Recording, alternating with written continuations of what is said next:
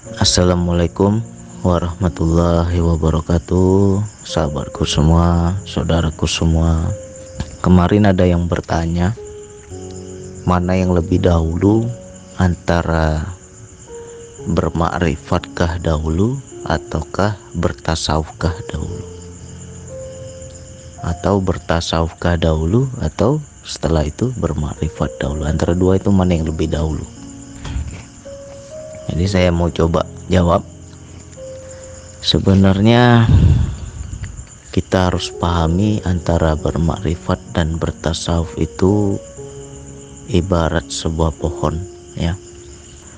Makrifat itu pohon dan tasawuf itu adalah buahnya. Jadi sangat salah kalau kita belajar tasawuf baru belajar makrifat, terbalik-balik itu namanya. Jadi yang benar adalah awaluddin ma'rifatullah. Awalnya beragama adalah mengenal Allah. Jadi dasarnya itu, awalnya itu adalah kita mengenal Allah dahulu. Setelah kita bermakrifat kepada Allah, setelah tercapainya keihsanan, mencapai kesadaran kepada Allah, maka di situ barulah muncul yang dikatakan ilmu tasawuf. Barulah muncul lelaku tasawuf, ya.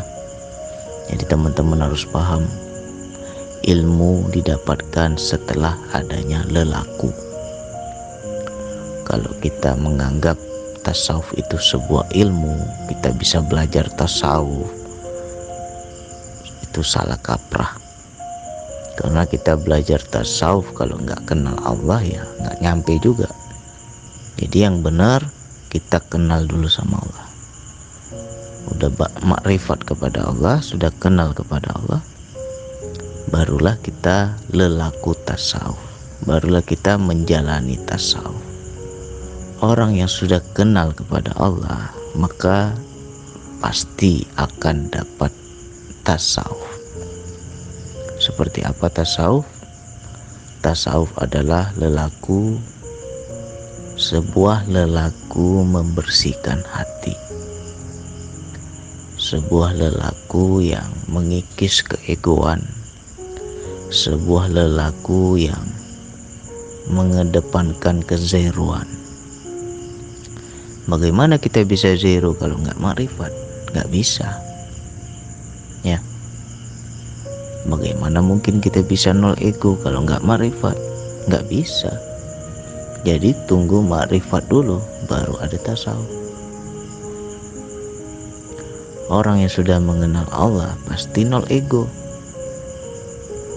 Pasti kemelekatannya pada duniawi akan melebur, terkikis. Nah, ketika dia menjalani dalam kehidupan, itulah tasawuf. Jadi sebenarnya tasawuf itu bukan teori, tetapi lelaku, perbuatan-perbuatan yang didasari atas kerendahan hati, sadar diri, rendah hati, zero, nol ego, apalagi prasangka baik, apalagi lebih menjaga hatinya daripada zohirnya, lebih menjaga rohaninya daripada zohirnya, ya. Biarlah hina di hadapan makhluk, asalkan mulia di hadapan Allah. Itu tasawuf. Tidak gila pujian, itu tasawuf. Rendah hati, lemah lembut, prasangka baik kepada orang, itu tasawuf. Jadi sebenarnya bukan sebuah ilmu, bukan sebuah teori, tetapi lelaku dalam kehidupan. Jadi sangat sulit kalau kita belum menjalani. Mungkin banyak kita belajar tasawuf dari kajian-kajian, dari ceramah-ceramah, dari buku, dari guru, itu semua baru sebuah teori. Ketika kita menjalani, kita lelaku dalam hidup, barulah di situ ada ilmu. Barulah itu bisa dikatakan ilmu tasawuf. Jadi yang dikatakan ilmu itu apabila orang itu sudah menjalani, baru dibilang itulah orang berilmu. Tapi kalau dia banyak tahu, kayak mana bang? Taunya dari mana? Taunya dari buku. Taunya dari mana lagi? Dari guru. Taunya dari mana lagi? Ya, ada baca internet misalkan. Itu baru hanya sebatas pengetahuan, belum bisa dibilang berilmu. Hanya mengetahui.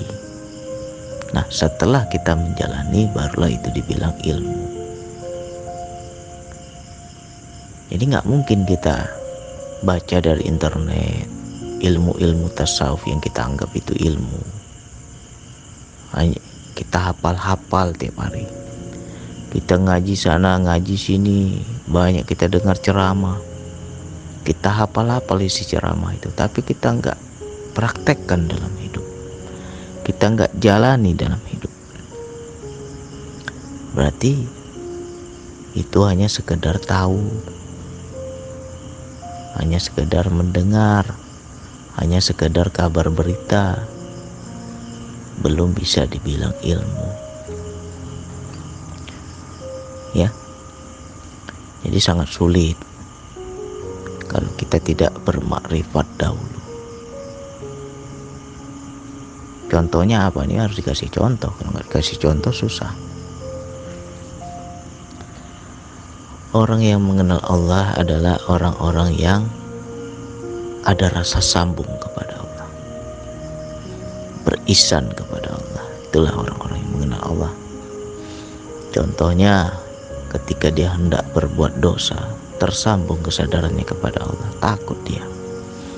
Takut aku, Allah melihatku. Takut aku, Allah mengetahui perbuatanku. Takut aku disaksikan Allah. Aku merasakan kehadiran Allah. Takut dia. Ketika dia sudah bisa takut seperti itu, barulah muncul tasawuf. Akhirnya dia nggak berani sombong. Akhirnya dia nggak berani gunjing orang.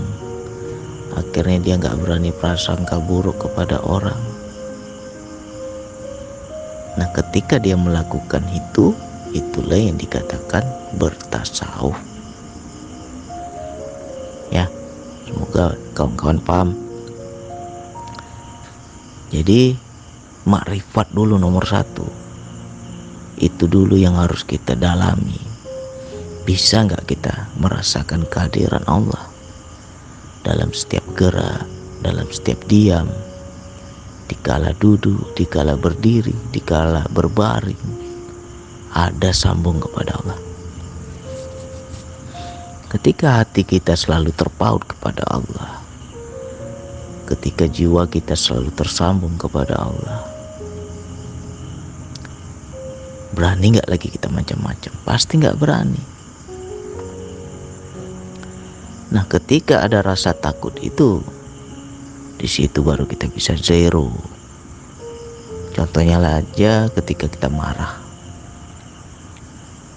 Orang yang makrifat ketika timbul rasa amarah pada dirinya, timbul egonya, timbul nafsunya, dorongan-dorongan keburukan, di situ akan ada alarm. Cepat dia itu ditegur oleh Allah. Ketika dia marah, Allah langsung tegur. Sampai segitunyakah engkau marah, kata Allah. Padahal aku ini pengasih dan penyayang. Di mana letak pengasih dan penyayangku pada dirimu? Kok nggak ada, kata Allah. Segitunyakah engkau marah, Allah tanya. Ketika dia mendengar kalam Allah itu, bergetar hatinya. Malu dia untuk marah, gak berani lagi dia untuk marah. Leburlah egonya, sirnalah amarahnya.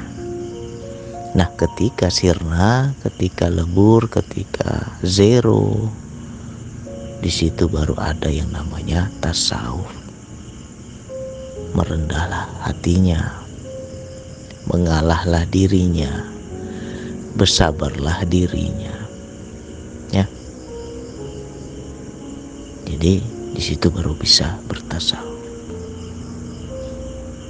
Jadi kalau kita bilang tasawuf dulu baru marifat, ya kapan? Kapan bisa tasawuf?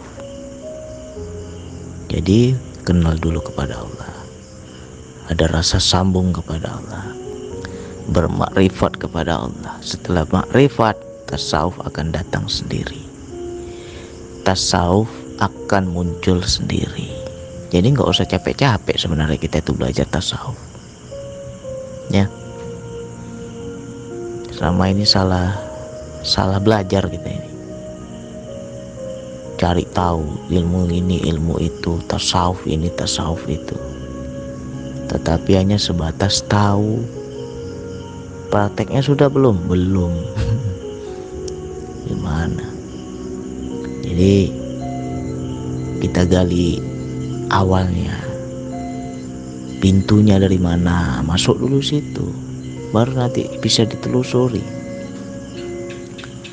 Jadi mari kita belajar, kenali dulu Allah.